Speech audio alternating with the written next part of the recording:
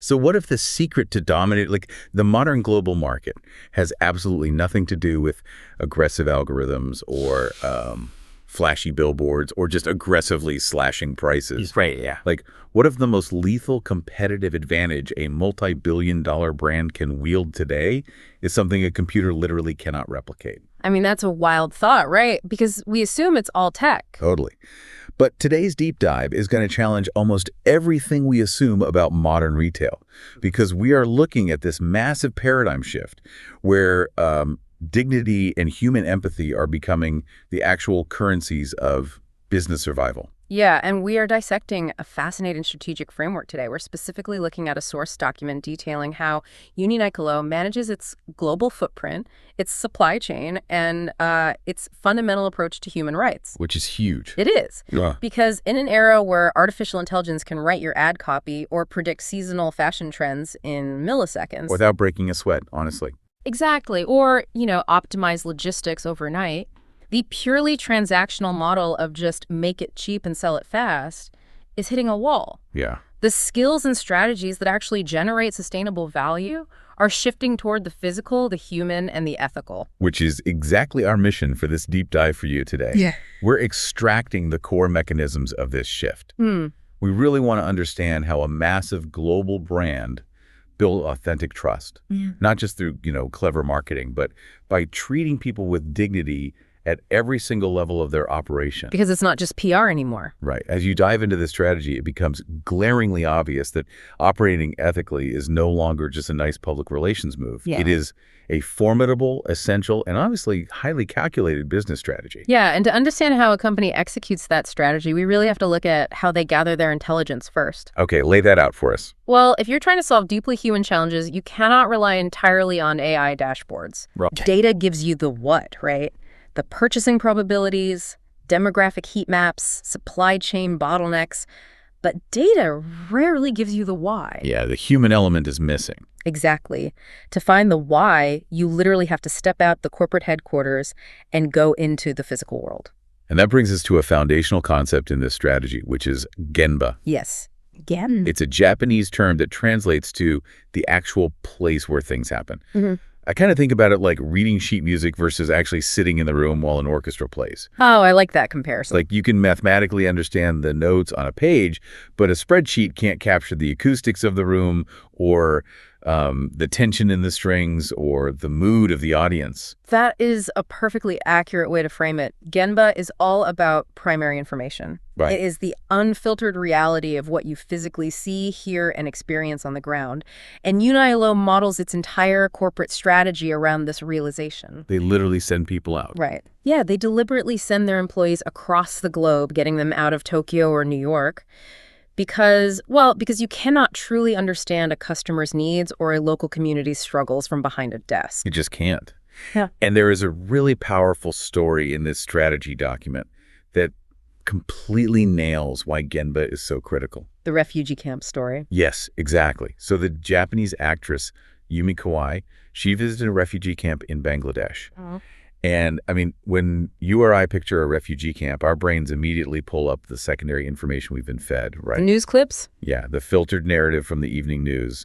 We picture despair, devastation, and people who are entirely victims of their circumstance. What's fascinating here is that her experience on the ground was entirely different. Right. By physically standing in the Genba, she witnessed the reality that the news cameras often miss. She saw people smiling, didn't she? Yes, she saw people smiling. She saw individuals working incredibly hard, supporting their neighbors, and holding on to this profound hope despite unimaginable circumstances. Wow. It completely shattered the media stereotype and revealed a community defined by resilience rather than just tragedy. Which changes everything about how a brand should interact with that community. Yeah. I mean, if you only look at the data or the news, you might approach them with pity. Exactly. But if you go to the Genba, you approach them with respect. You start looking for ways to empower that resilience rather than just, handing out charity. Yes, it shifts the dynamic. But let me push back here for a second, because empathy is a great starting point for a human being, sure.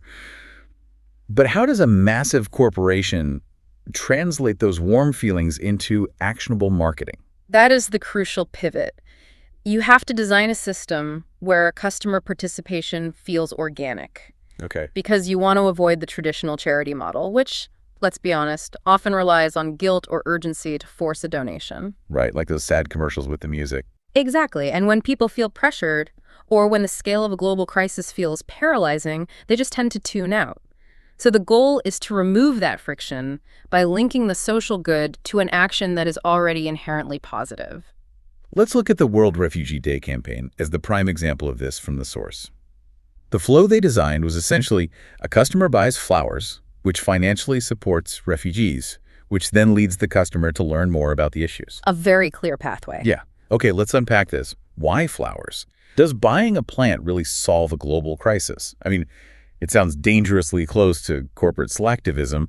Are we just making consumers feel good while ignoring structural issues? That's a super fair question, and it's the trap many brands do fall into. Yeah. But the mechanism here, which is known in marketing as participation, it functions differently. How so? It is about shared value creation. So the purchase price of the flowers includes a baked-in margin that directly funds local refugee support programs. Oh, I see. But beyond the financial transaction, the physical flowers in the retail space serve as an educational touchpoint. So the product itself is kind of like the conversation starter. Precisely. It creates a win-win-win model. The customer experiences the joy of buying flowers, which is a positive everyday action, right? Yeah, without the heavy guilt of a traditional charity drive. Exactly. Then the refugee communities receive tangible financial support and vital awareness. And finally, the brand builds deep, long-term trust. It totally transforms the customer from a passive consumer into an active participant in a solution. It changes the relationship entirely. It really does. But, while front-end campaigns like the Flower Initiative build trust, all of that goodwill can evaporate overnight if the back-end operations are compromised. Oh, absolutely. Instantly. Which brings us to the actual physical garments. The strategy document compares the supply chain of a single T-shirt to a global relay race. It requires an enormous amount of coordination. It really does, and the scale is staggering. Before a shirt ever hits a neatly folded stack on a retail shelf, a baton is passed across the world. From the very raw materials. Yeah. It starts with cotton farmers, moves to yarn manufacturers, textile mills, and dyeing factories. Then it goes to sewing factories in places like China, Vietnam, and Bangladesh before finally hitting logistics companies and retail employees. The complexity of that relay race creates a massive surface area for risk. I mean, for decades, the prevailing consumer mindset just ignored the runners in the middle. Right. The only variables that mattered to anyone were fashion and price. Here's where it gets really interesting. I want to focus on a brilliantly blunt quote from the text regarding that exact mindset. Go for it. It says, "There's always a reason why cheap clothes are cheap." Such a powerful statement. Right.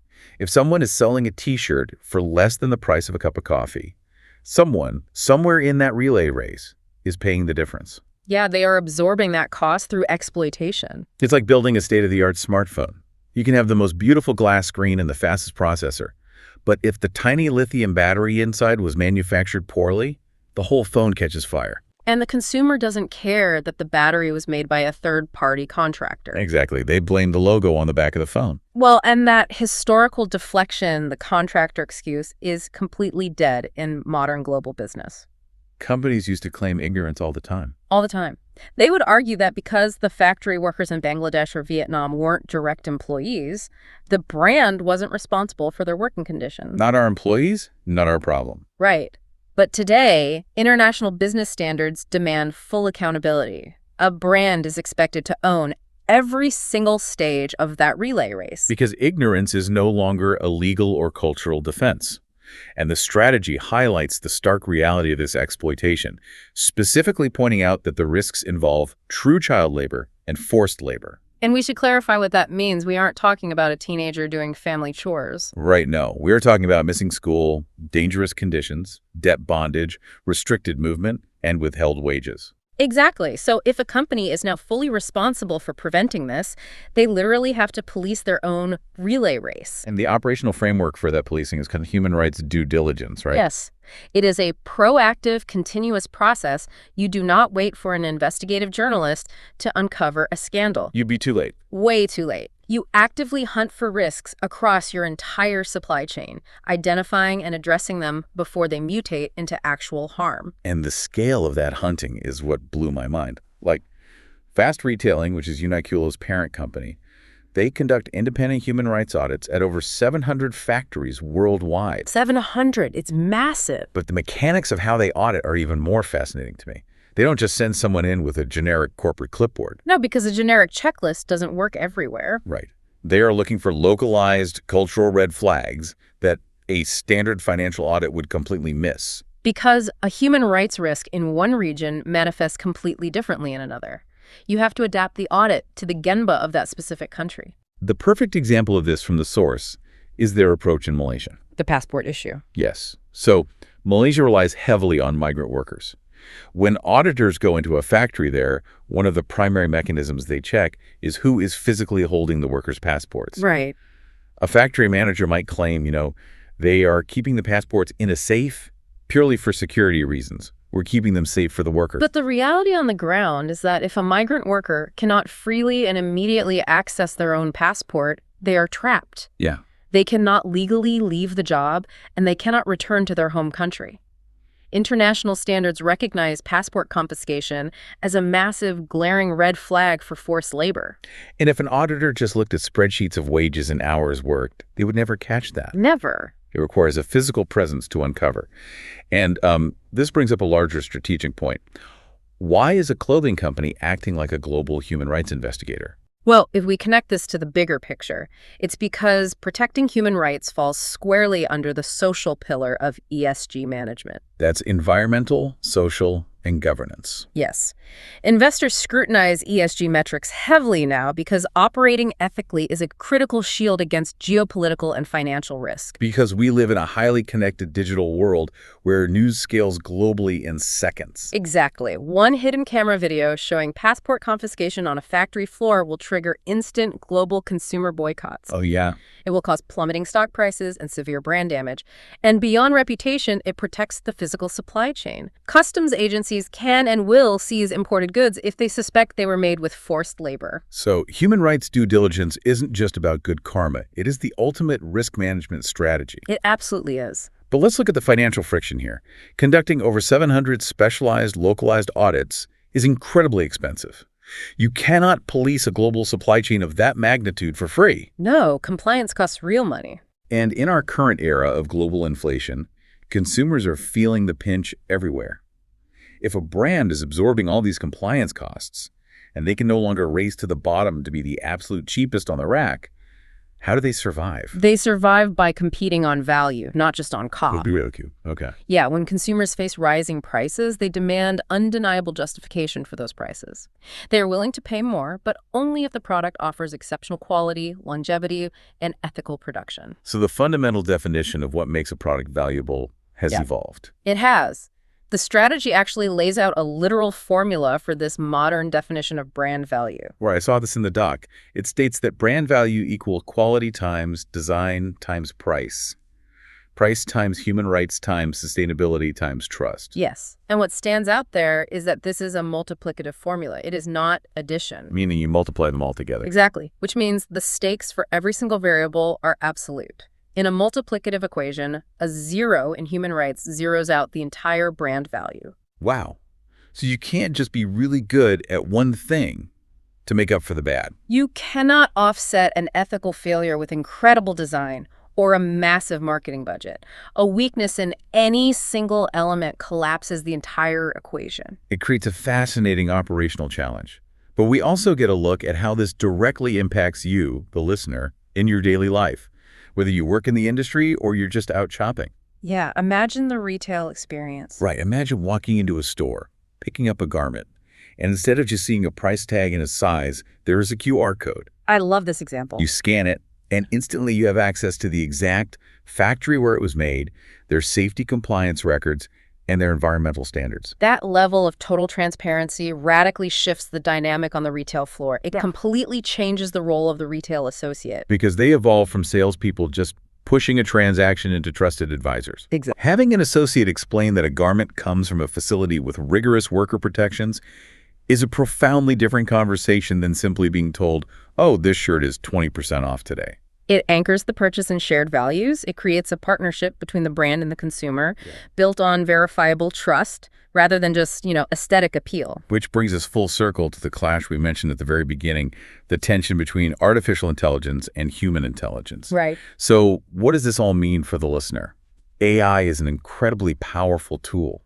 It can optimize a logistics network, it can analyze massive consumer data sets, and it can automate the mundane tasks that used to take thousands of man-hours. But the insights we've extracted today highlight exactly where AI hits its absolute limit. It has a ceiling. It does. AI cannot feel inspiration. It cannot step into a refugee camp in Bangladesh and recognize the profound resilience in a community smile. No. And it cannot walk onto a factory floor in Malaysia and sense the underlying tension of a migrant worker whose passport is locked in a manager's safe. Because AI can't go to the Genba. It cannot.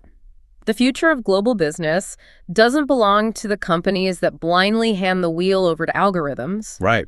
It belongs to the leaders who master the fusion of digital intelligence and deeply human empathy. Yeah, modern marketing has evolved far beyond tricking people into buying things they don't need. It is about looking past the spreadsheet, going to the actual place, and ensuring that every single person in that global relay race is treated with dignity. That is how you build a brand that is resilient, trusted, and genuinely bulletproof. Absolutely. And as we wrap up, I want to leave you with a final thought to ponder based on everything we've explored today. Sure. Think about your own daily work or the things you buy. Are you relying entirely on data and screens to make your decisions? What vital Genba, what primary on-the-ground human truth might you be completely missing because you haven't gone to see it with your own eyes? That's a powerful question. Something for all of us to think about the next time we look at a spreadsheet or to scan a price tag. Thanks for joining us on this deep dive.